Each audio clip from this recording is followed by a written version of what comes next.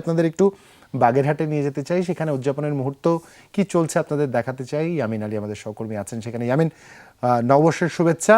শুভ নববর্ষ।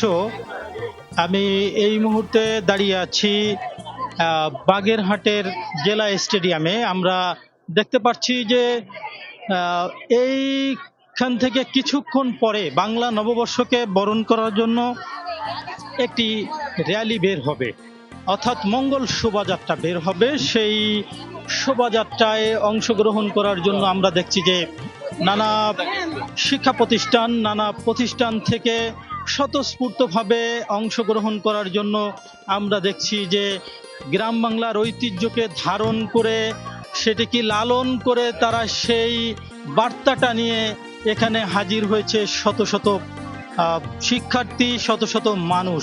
আমরা সেই দৃশ্যটি আপনাদের মাধ্যমে দর্শকদেরকে একটু দেখাতে চাই। এখানে এই উৎসবের কোনো বয়স নেই, এটি সকল বয়সের মানুষ তারা অংশগ্রহণ করেছে। এখানে রয়েছে শিশুরা, রয়েছে কিশোররা, রয়েছে যুবকরা, রয়েছে তরুণরা, রয়েছে আমরা দেখেছি তাদের অভিভাবকরাও।